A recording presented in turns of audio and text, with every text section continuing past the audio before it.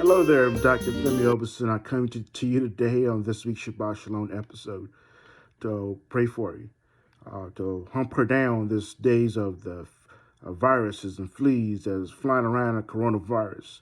So much fear and so much dependable on the news and also looking for higher power calling. I like to relate this week by focusing on past history and looking into the biblical concept of fleas and plagues throughout our history and correlate this with the science facts what we see for the future. I start with Moses. Moses, also called Moshe in Hebrew. Moses was a teacher, the most important prophet in Judaism. He's also an important prophet in Christianity, Islam, Buddha faith, and numerous other Abrahamic religious concepts. In the biblical narrative, he was a leader of Israelites and lawgiver to whom the authorship of Torah was given to, acquisition of Torah from heaven in a tradition attribute. According to the book of Exodus, Moses was born in a time where his people, the Israelites, were enslaved minority, where increasing population of these Israelites was so much as a result the Egyptian Pharaoh himself worried that they might ally themselves with the Egyptians' enemy.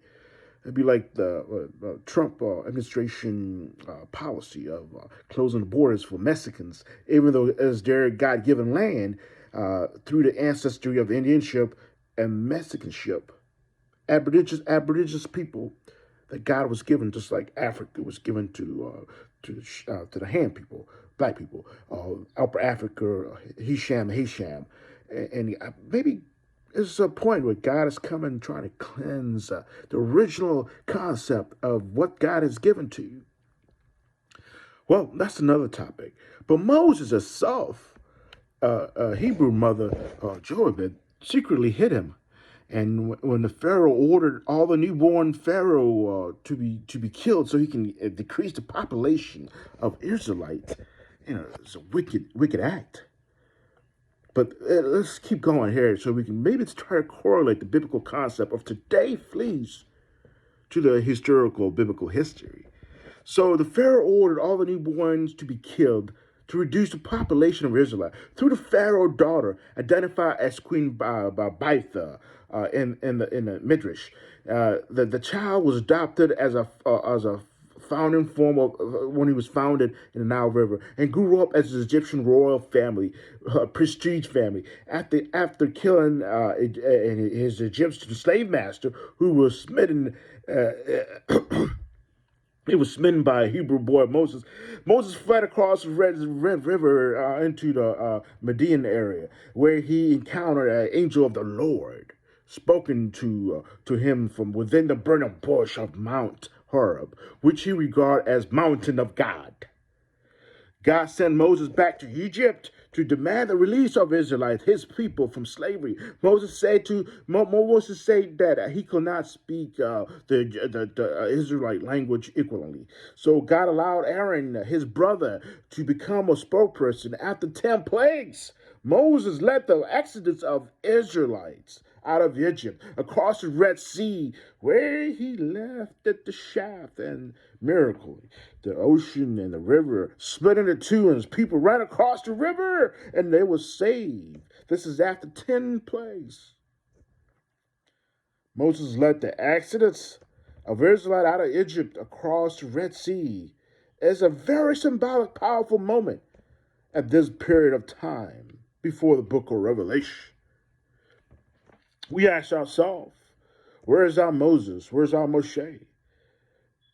But we see these viruses going on, and man cannot figure what it is because it is a mutation.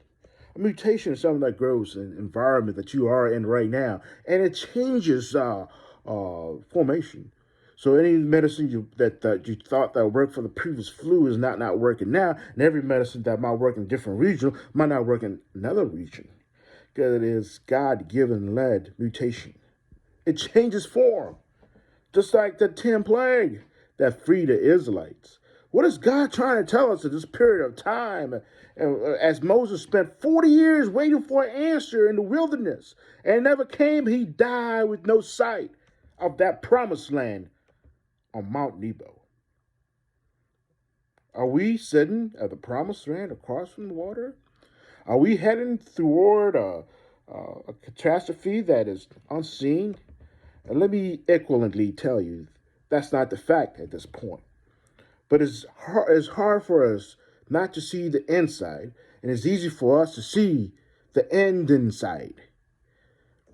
This is why it's important that we should go back in history and read history itself and see how it correlates by using our head, using our mind, using our science, using our Bible to correlate what's going on.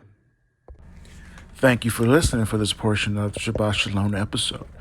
Next week, join us as we discuss Revelation. How does it correlate with this coronavirus issue? Shabbat Shalom. Keep your hope alive. Open your heart to God, and God bless y'all.